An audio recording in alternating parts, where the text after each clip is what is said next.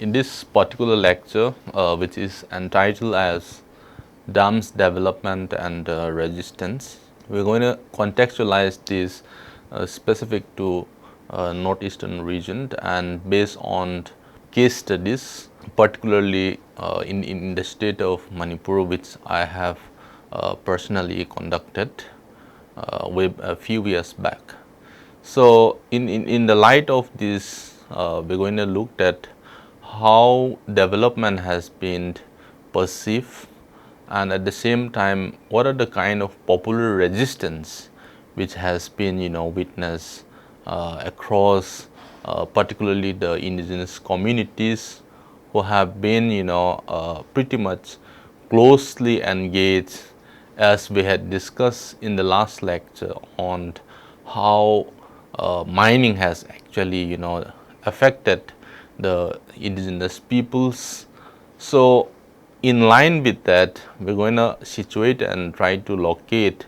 certain nuances, what is there in the popular narratives and what actually happens at the ground level. So, it is based on the ethnographic studies conducted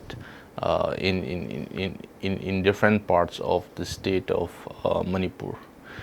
Now, to have a broader view and glimpse of what how dam building has been initiated in the northeast context, we have in some sense to draw certain kinds of ideas. Now, hydropower is now emerging as an important economic driver in the northeast India. So, a massive plant is underway to dam the rivers of the region for generating hydropower. So, in an attempt to tap the hydropower potential of the region, the states in northeast India and the center in some way are pushing hard for a major expansions of hydroelectricity projects, which claim that it is going to meet the rising demands and then also promise to solve certain kinds of anomalies, for instance poverty, unemployment, and also tries to mainstream the region within that discourse of development. Now, way back in August 1998, the government of India announced its policy on the hydropower development, which tries to initiate or generate 50,000 megawatt hydroelectric power.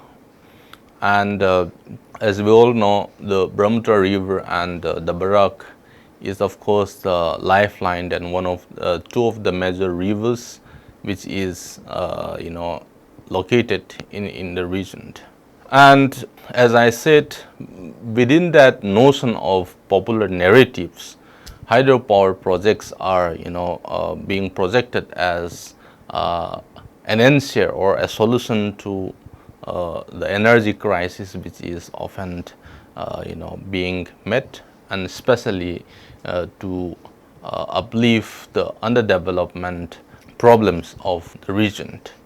So, the Ministry of Development of the Northeastern region has identified this area as the future powerhouse of India, and then which aims to generate a lot hell of amount of megawatts of hydropower. So, hydropower is again perceived as an important source of fulfilling the domestic needs, and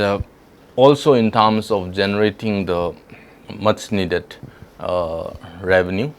and also providing employment, and also mitigating the controlling the floods and mitigating the dry areas, and also develop the remote backward areas. So, right from the colonial period, the region is in some way,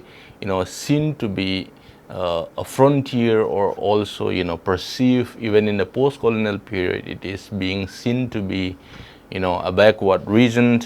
and also from a utilitarian perspective, it is seen to be an untapped potentials which is rich in resources and also unexploited, and which of course has become, these are some of the epithet or aphorism which is being used to define and describe the region. So the economy, of course, in the region is primarily agrarian, and overwhelming majority of the population no doubt engaged in the so-called primitive forms of farming, that is zooming, and which of course is still a dominant traditional land use system. Now, what the state-led development agendas try to push is that they sort of tries to capitalize on the hydropower potential of the region, and dam construction has in some sense outstrip any other developmental activity in the region. So perhaps the hydropower projects are in some way seen to be the only way out, or to solve the ills of the region. Now, one of the major arguments which goes around is that building hydropower projects in the region is because it sort of like the consequences that there is a small displacement in terms of human populations, and also in terms of the way in which things are being compared with other parts of the country, and maybe in other countries as well. So this is perhaps because of the density of the low population, and for example, if you take the Arunachal Pradesh as a case in point, the density of the population for that matter is pretty low, and however, by considering other parameters, that is of the sparsely populated landscape, this logic of small displacement somehow appears to be problematic. Now, many of the development policies which are supposedly perceived to integrate and uplift the region in some sense tends to invite certain kinds of conflicts, that is the presence and absence, as these policies are never being contextualized or never been seen from the regional or the insider's point of view. So one can see that the way in which how things are being initiated are seen to be pretty much top down, and locals are, the consent of the locals are hardly taken into considerations. Now, many of these projects, particularly the hydropower projects, are actually being planned in the remote and the periphery, and which of course is the homeland of many of these indigenous communities who are dependent on forest, and as I pointed out, particularly Sweden or zooming or shifting cultivations, and the river ecosystems are not simply a food security, but also which is sacred and which is very much integral to their cultural identity. So therefore, the way in which how these the common property rights are being transferred, that is from the tribal and the rural communities to the public sector or the mainstream development discourse, in some sense is generating a kind of unrest in the regions, because as we all know, the region is already ridden with certain kinds of conflict, and as a consequence of this external push of development policies, the matter is exacerbated, and then it is in some way putting the already conflict prone or disturbed area as something in a much more higher proportion. Now, one can also situate this within the debate of the security development nexus. Now, before coming to that, one can also try to locate the way in which how there is a popular kind of resistance in terms of the way in which they derive certain kinds of inspirations. For instance, the Narmada Bachao Andolan is one of the case in point, and one could see that the period that is throughout the 1990s, the resistance to this Sardar Sarovar Dam and on the river Narmada have in some sense generated new debates and consciousness all over the country and also in the northeast region. So people have in some sense tried to question about the state driven development discourse, where the voice of the common people, especially the indigenous and marginalized communities, gets submerged under the burden of the national or public interest. Now, in 2000, the report of the World Commission of Dams, that is the first worldwide independent study on dams conducted by international experts, had come out, which received public attention even in states like Assam. So it is said that while the dams have made an important contribution to human development, and also benefits derived from them have been considerable, in too many cases, and also unacceptable and often unnecessary price has been paid to secure these benefits, especially in the socio-cultural and environmental terms, by people like who are being displaced, and by communities who are inhabiting the downstream, and also certain other stakeholders are being pushed into that. And it is also to be noted and at this point that dam related hazards and anti-dams protests are not new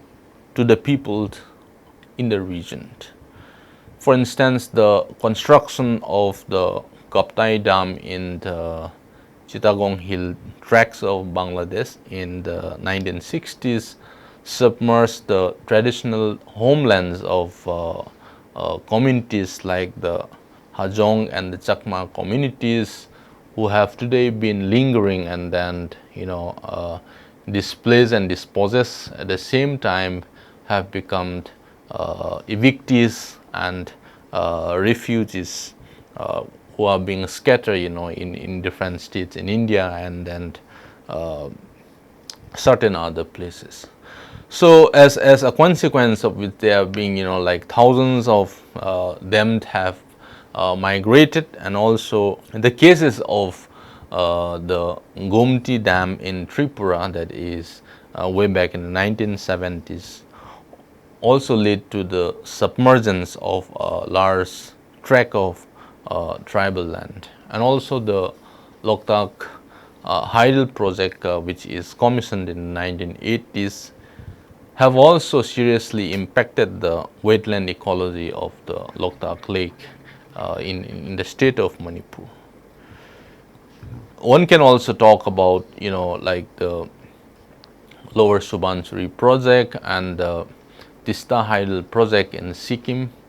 So across Northeast, I think almost all states have in some way or the other, been experience these projects, and at the same time there are a certain amount of popular resistance. Now, how do we contextualize this resistance, and then how do we see it as a kind of a state-led driven project, as the kind of hidden agenda in some way? So, security development nexus unfolds and engages on how the two get appropriated and incorporated both in policy and practice. So, as I had already pointed out, the region being a disturbed and then conflict prone area, and then we also have draconian law known as the Armed Forces Special Power Act, which in some way is being, these colonial laws are being deployed in the region in order to maintain law and order. So in the guise of this maintaining law and order, many of these development projects are being pushed, and most of the region have in some sense become militarized zones. So I'll come to that part of the discussions in the later stages, where in a few case studies will be discussed. So the continual enforcement of the law replaces the civil administrations with the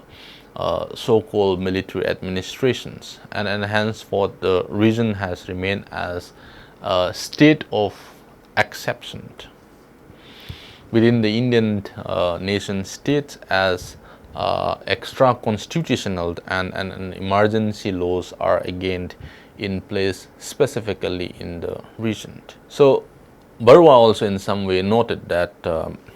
development discourse is again a product of the Indian states push to nationalize the space of this frontier region.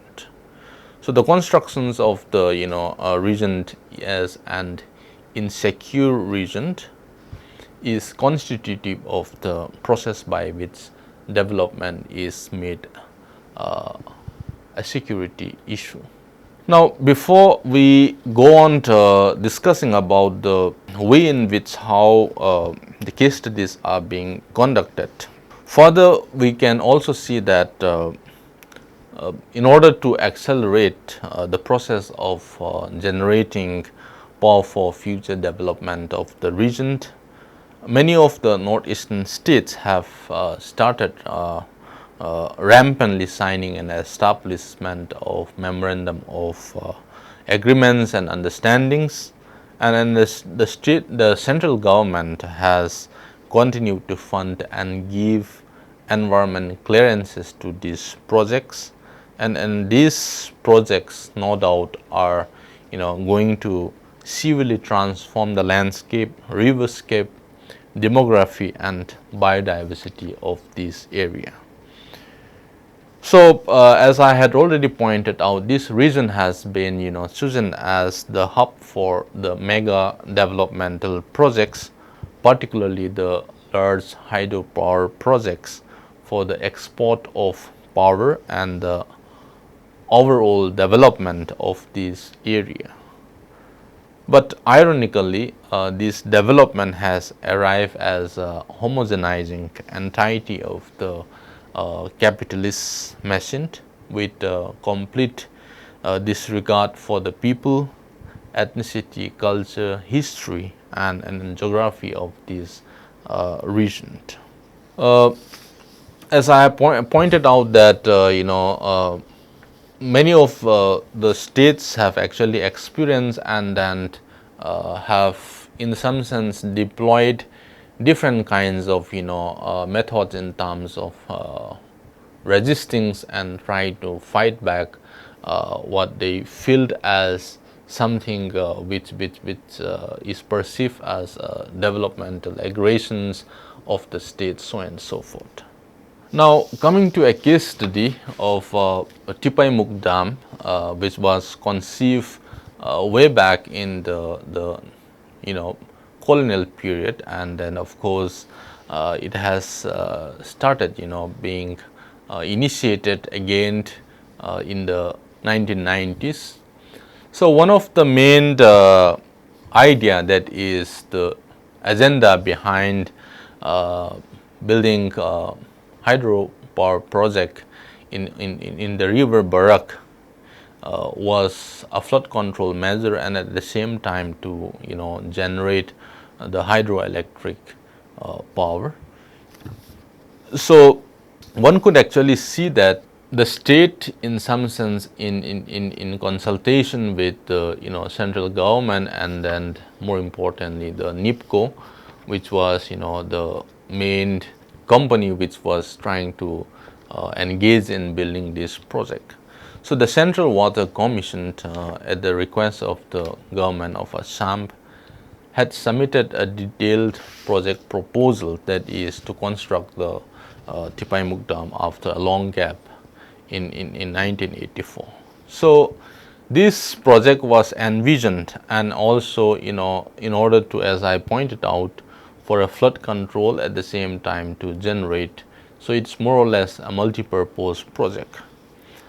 So this hydroelectric project was approved way back in 1999, and the construction was entrusted to Northeastern Electric Power Corporation Limited, and accordingly an MOU,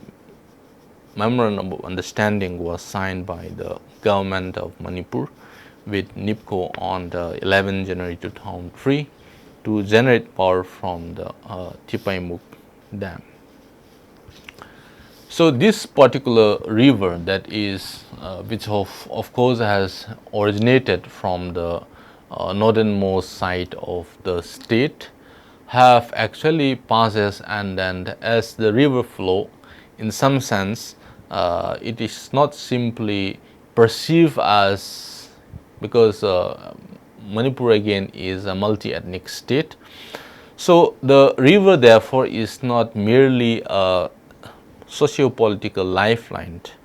but also integral to the cultural identity of many communities, because many socio-cultural memories, history are pretty much perceived to be embedded in this particular this river. So therefore the Barak River is critical cultural and economic resource for different communities, and the reason is perhaps as the historian Laldena denote, that it is perceived as the gift of the Barak River, so in line with the gift of the Nile in Egypt. So several sites of religious significance are perceived to be located along the course of this river, and rituals again plays a vital role in revitalizing the ancestral connections and affirming their collective memory, particularly for the Mar community. So the Mar community again is within the fold of the Kuki-Chin ethnic groups, and they have inhabited this region, and they are one of the dominant community in and around the southern part of Manipur. So this proposed dam, in some sense, will, according to the report of the AFCL, will submerge an area of 275.50 square kilometer, and now the way in which how this area is being connected, as I pointed out, to the cultural identity, history, and the memory of this community. So if you look at the Mar cosmology, because I am trying to in some way look this case as from the anthropological development perspective, which is advanced by Arturo Escobar, blazer, and which in some sense tries to espouse the very notion of understanding of democratic development through hydropower projects in Northeast. So, the arbitrary treatment of culture in development in what Blazer has termed as life projects of indigenous peoples in some sense challenge claims of participatory and democratic aspects of development induced displacement. So, Veronica Strang, another anthropologist, in her book titled Uncommon Ground, discusses how their Aboriginal identity is based on and derived from their so-called attachment to land. So she emphasizes further that there is no difference and between who they are and where they come from. So that sort of attachment and belongingness is being created by the Mar community in that particular region. So as pointed out, that they have this collective memory, the cultural affinity, and then attachment with the river. So which can be in some sense termed as the discourse which follows Blazer's terms as life projects, that is, which are embedded in local histories, and they life projects encompasses visions of the world and the future that are distinct from those embodied by projects which are promoted by the state and the market. So in the works of Bhaviskar and Arora, they argues that rivers are not merely water discourses, but rather embody the spiritual connections between people and their ancestral landscape. And the river Barak and Tuiwai are considered holy by the Mar community. So, as I pointed out, these perennial waters of the Barak are again the lifeline of the people. Now, during the course of my fieldwork, that is back in 2008, one of the villages have explained that our community, that is the Mar community, is like this great river Tuirong, that is the Barak is called as Tuirong from in their local dialect. So it has been flowing before any of us can remember, and then these sorts of narrations are multiple, and then we can actually see the way in which these people have actually relate and share a symbiotic relationship with land, forest, river, and so on and so forth. So this is the confluence of the river where a dam is supposedly to be built, some 100 meters downstream. So it's a confluence of two rivers, which is called the Tuiwai, which flows from the Mizoram side, and then the Tuirong, which of course flows throughout the state of Manipur. So one can actually see that the confluence of the river again is perceived as sacred, because they have certain kinds of myth and belief, and it is perceived as the historical site, because the Mart community with their kindred have in some sense at the certain historical point of time has dispersed from this particular village. And there is also a belief that a small island which is called Chiladam is where the spirits of when people die, their souls actually go there and then take a shelter for a certain period of time before they finally go somewhere. So in one of the affected villages, when and an interview was being conducted, some of them have argued that we have learned to live with water and forest, and we have maintained some of our traditions and customs, but have survived because we have adapted. And for the Mar people, land is a part of us, and we are sustained by whatever the land and forest provides. So therefore, there is that sense of attachment. Now, these are some of the fieldwork photos which you might like to look through. On the left hand side is a locally made motorboat where people travel to the nearby towns, and the river actually functions as a highway, because the motorable conditions, the road are pathetic and deplorable, and as a consequence of which people prefer to use the river waterways as a modes of transportation. And on the right hand side you could see the timber log woods which are ready to be transported downstream, and in particularly in towns like Silchar and Jiribam and other places.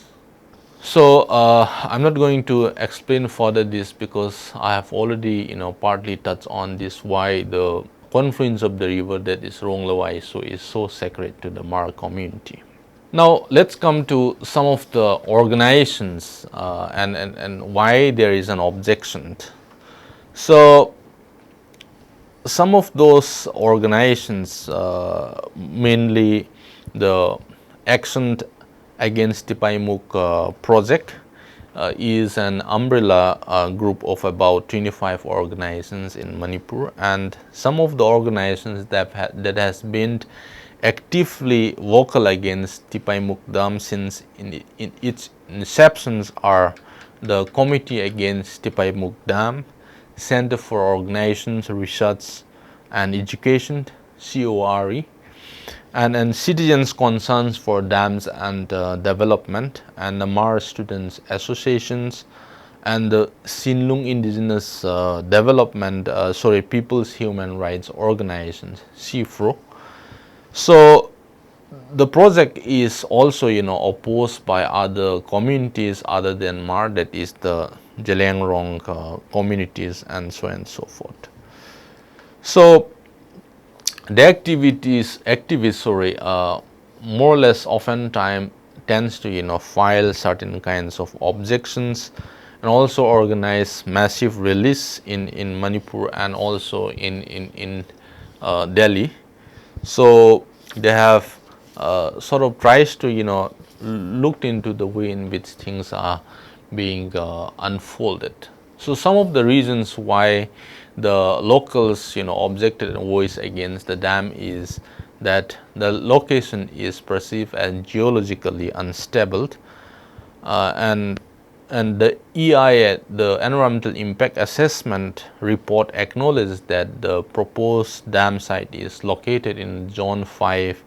of seismic zoning map of India, and there is a strong need to assess the possibility of reservoir trigger earthquake here, and also loss of biodiversity with the submergence of land, the forested hills, and where is home to flora and fauna. And as I pointed out, they are pretty much dependent on the zoom cultivations, and many of these submerged of forest land in some way is going to affect their means of lives and livelihood. So the economic feasibility studies and cost benefit analysis in some sense pointed out that given the MOU being signed, that the benefit from the Tipaimukh Dam remains uncertain, as the state will receive only 5% of the total power output of the project. So in terms of revenue sharing, there is nothing allocated for the benefits of the local indigenous tribal people who will of course bear the brunt of projects destructive impact. So there is also an administrative lapse, procedural violations and human rights violations in terms of how the public hearings are being conducted. So more or less environmental regulations have been flouted and construction activities have commenced even before the necessary approvals were obtained, clearances were given by various departments, and public hearings were actually conducted to engender public consent. Now, the social and cultural objections are again immense from communities like the Indigenous Mar and the Jalangrong tribals, which are opposing the project since the project would submerge their agricultural lands and the forests and riverine habitat. So many sacred sites, as we have already discussed, are located on the river course of the Barak, and the proposed Tipaimukh Dam and its associated hydro project would in some way invariably submerge some of them and also desecrate some sites and lead to an irreparable loss of cultural heritage.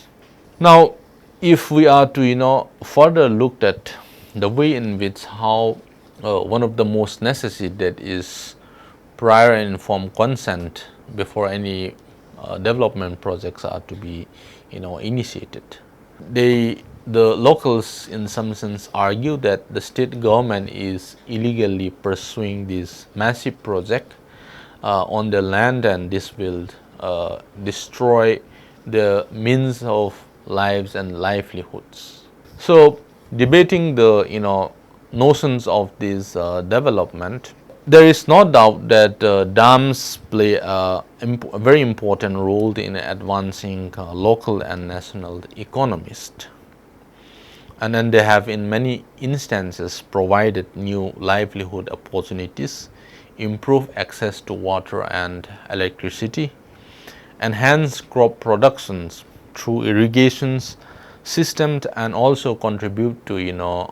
poverty alleviations by providing certain kinds of unemployment. However, if you look at the World Commissions of Dams report of 2000, worldwide about 80 million people have been displaced due to hydropower projects, and these have actually led to social disarticulation. Now, the release the report of the WCD further categorically stated that the economic benefits from big dams are grossly inequitable, excluding poor sections, mainly the indigenous communities, from a share in this benefit. Now, many of these areas where these projects are planned are again remote areas which are inhabited by the indigenous people, and the transfer of power of community property to certain kinds of agencies like the private companies, government agencies, so and so, are in some way going to affect the communities by and large. So the CIFRO, the Sinlung Indigenous People's Human Rights, in some sense asserted that the way in which why they are resisting is that to them the Barak River and the place in some way sort of is inevitable to them, and for them land and waters are history and inalienable receptions, that is of which of course they identify with the area. Now, the very notions of development, that is approach and projects planning, in some sense often reduce the environment or nature into natural resources and transform it into a commodity. So the detailed project reports and the environmental impact assessment overwhelmingly regard land as a resource, while for the people who subsist and depend on it, it is both a lived landscape and an imagined sacred landscape. So it is regarded that the homeland of their belonging and locus of ancestral connections, and it materially embodies their traditional knowledge, which is located in that particular natural surroundings. So these are some of the issues, and we quickly move on to another case study on the Mapithel Dam, which is again in the state of Manipur. So this particular study is based on the ethnographic field experiences, and also tries to make an attempt to reflect upon some of the competing values with regards to land use and ownership systems, and also tries to see how the state-led development agendas are being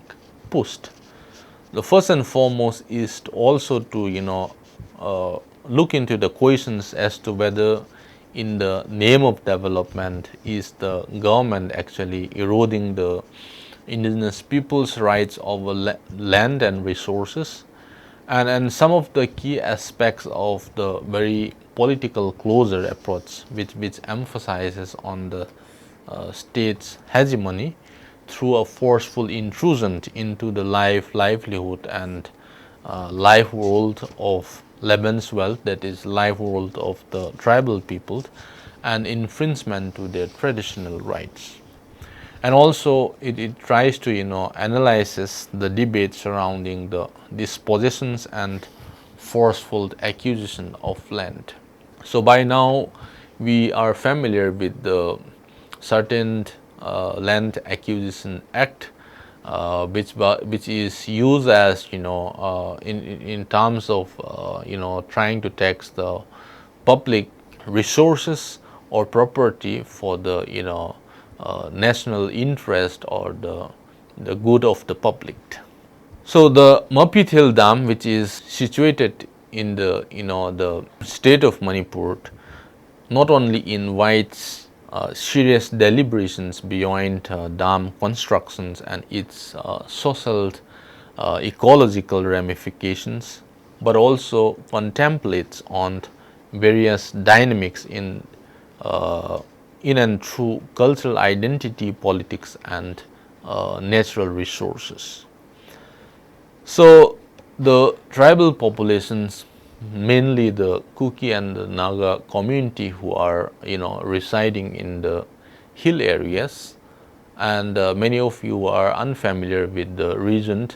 The state of Manipur is a tiny state compared with many of the other states in India. Now the valley dwellers are mostly the Meitei Hindu community, and whereas the hill areas constitute around like 90% of the geographical area inhabited mainly by the two dominant community, that is the Kuki and Naga tribals. So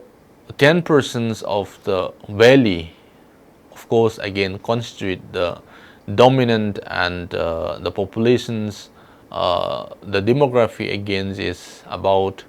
40% in the hill areas and 60% in the valley, where they inhabit 10% of the geographical area. So one could actually see the binary in terms of the hill and valley, not just in geographical terms, but also in terms of the communities which inhabit. And these tribal populations or communities, mainly the Kukis and Nagas, have been living with it for generations, and their sense of existence is pretty much associated with it. However, these traditional institutions are often not recognized by the governments, thereby leaving the indigenous tribal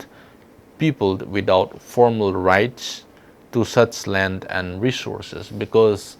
the sense of ownership and property rights are still very much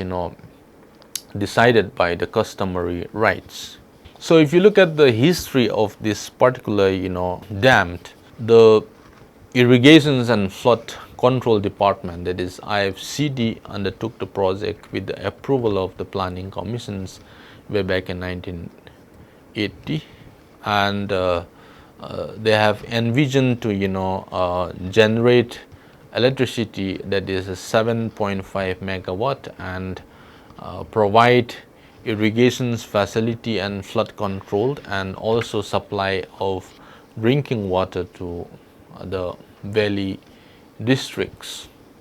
So the planning commissions of India approve the project with an estimate of say 47.25 crores in the 1980, and it was being revised to 223 crores in 1994, and then the latest cost of the development stands at 390 crores. So this fieldwork was being conducted a few years back, and then by now the dam have actually resulted to the loss of many submergence of many nearby villages, agricultural lands, and so on and so forth. Now this particular work, again as I said, is based on the experience of place, that is ethnography, that how these indigenous peoples tends to approach or perceive the dam area with a particular set of interests and expectations, and what are the kind of controversy and resistance to the dam project, why there is a controversy being initiated. So even though the dam constructions has begun way back in 1980, the consent of the land ownership was not sought for, and further neither detailed planning and impact assessment nor environmental clearances has ever been conducted. Notably, most of the dams in Manipur do not necessarily contain the environmental impact assessments reports required by the Ministry of Environment and Forest. So altogether 16 villages are expected to be totally submerged and severely affected, and about 1500 families with an approximate populations of 8,000 are going to be either displaced or affected. So an estimate of 1,285 hectares of standing land, which include the arable settlement and Jum, are expected to be submerged by dam. So since the inception of the project, the indigenous communities consider it to be threats to their environment, cultural identity, and their ancestral homeland. So the communities actually oppose the project by contending that like we had discussed earlier about the Tipaimukh Dam, that there is no prior and informed consent about the project, and then the projects are not really put into the public domain, and also they further argue that the state government is illegally pursuing this massive project, and which in turn they will destroy their agricultural land and forest. So a noted environmental activist, that is a convener of Community on Protection of Natural Resources in Manipur, that is Jiten Jumnamt, said the project is a clear violation of communities' rights over their ancestral land and forest, and also violates the Forest Conservation Act and Forest Rights Act. So the detailed studies which are being provided by the Asian Human Rights Commissions again stated that the Ministry of Environment and Forest considered the Stage 1 and Stage 2 forest clearances without conducting any site visits into the affected areas without full adherence to the Forest Rights Act of 2006. and thereby undermining its instructions to the government of Manipur on 23 August 2013 to comply with the Forest Right Act 2006 before the final forest clearance. So the forest clearance was cleared fraudulently in violations of the FRA 2006 only after affected communities filed a complaint with the National Green Tribunal in August 2013. And also a memorandum of agreement was signed by those people who are protesting, that is the dam affectees, represented by the Mapithel dammed voluntary villages organizations with the state government, that the process of the agreed conditions in the meeting was that the process of rehabilitations and resettlement was to be completed within 2 years of signing the agreement, because the agreement was being signed in 1993, 19 June.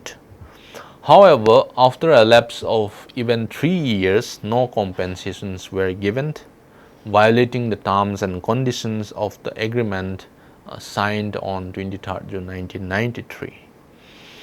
So against such violations of the previously agreed terms and conditions, several representations and memorandums were being submitted to the state government, and the affected villages also launched a series of agitations in the form of bunds and certain kinds of strikes. So in response to it, land compensation was paid during the period between 1993 and 2003. So initially it was agreed to complete all formalities within 2 years, but after the delaying of 3 years, the compensation was being stretched for almost 10 years. So land compensation was paid during this period in 7 installments, however amounting to only 85% of the total amount. So the installments spread over a decade long, which left the affected villages in helpless situations, incapable of procuring alternative land for their means of livelihood. So compensations in the form of cash often put the landowner in a problematic situations, as it replaces familiar assets lands with an unfamiliar one, that is based on paper assets, so thereby destroying the value of the assets specific skills like their traditional knowledge. Now, one of the serious questions which emerges from this controversy is that there are a lot of underperforming dams in Manipur, like the Khuga Dam, which has been completed, but then not a single watt of power has been generated, and we have the Loktak Hydel project, which caused a lot of destructions of wetland area, and then the other multi-purpose projects, many of them have actually not met the desired target and requirements, and then which are actually underperforming. So under such conditions and then the situations, the locals in some way have tends to argue that as to why the indigenous people of Manipur should sacrifice their land, forests, and other survival sources for such unsustainable projects. So is this the price that project affected peoples, the PAPs, will have to pay, and sacrifice that they will have to make in the interest of the common good, even if they themselves do not participate in that common good? So such are some of the questions which are being raised. And many individuals, social workers, and then activists have actually raised, and it is irrational to displace a large number of people from the hill districts in order to save the Thobal Valley, that is from floods and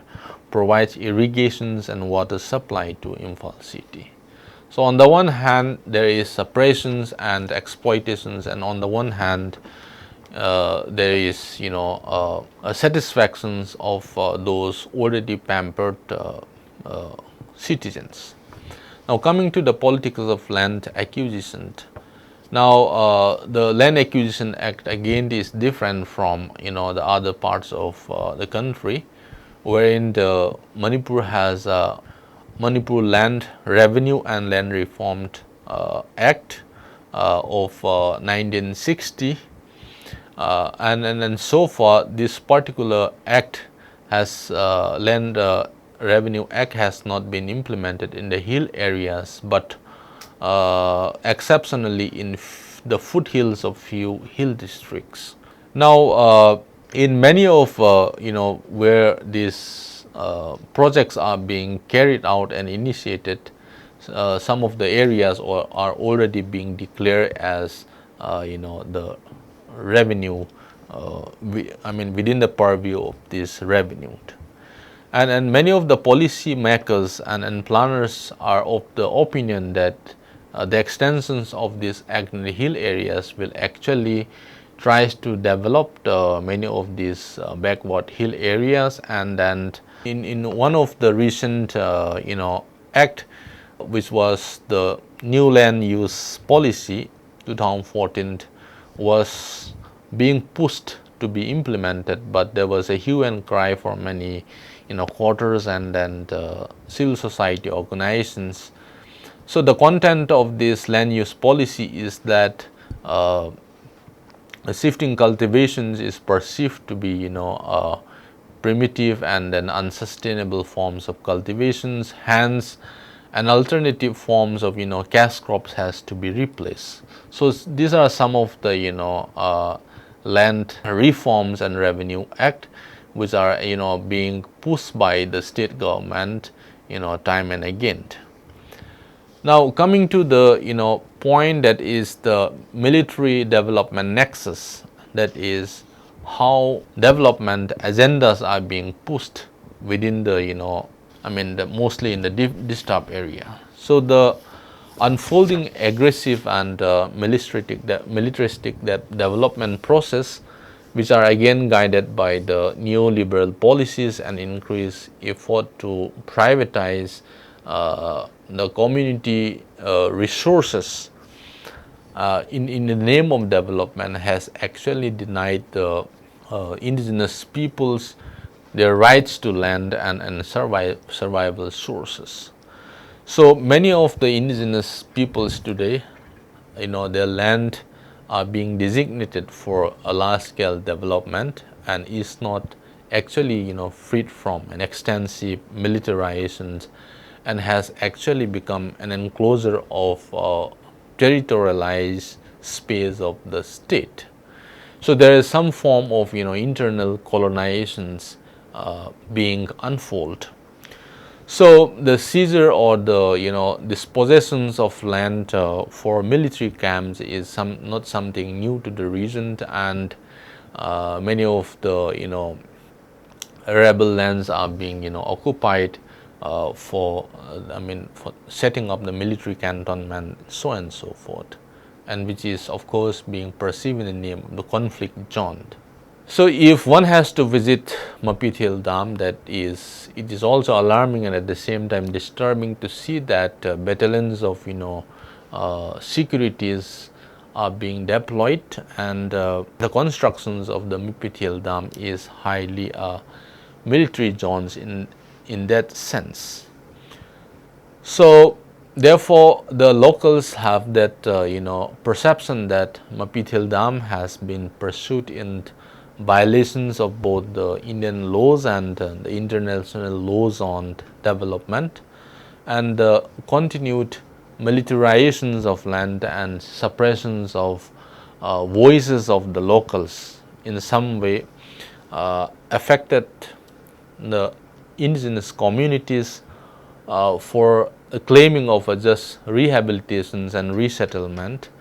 which of course again is a clear act of injustice as a consequence of the constructions of these dams. So one can also further exaggerate by saying that it would be suffice to label as development at gunpoint. Such is the nexus between forceful use of violence or aggressions vis-a-vis development.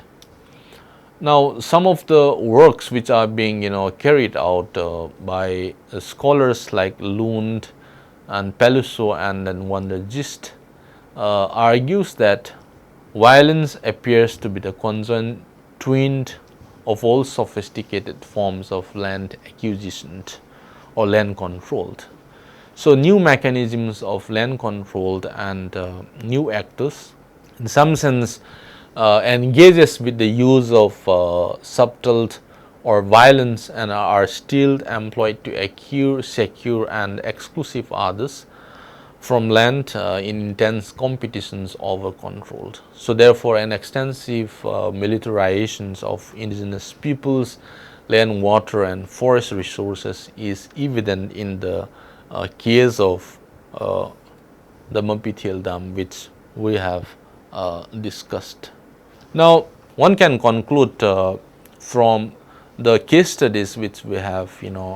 discussed that in the name of development, the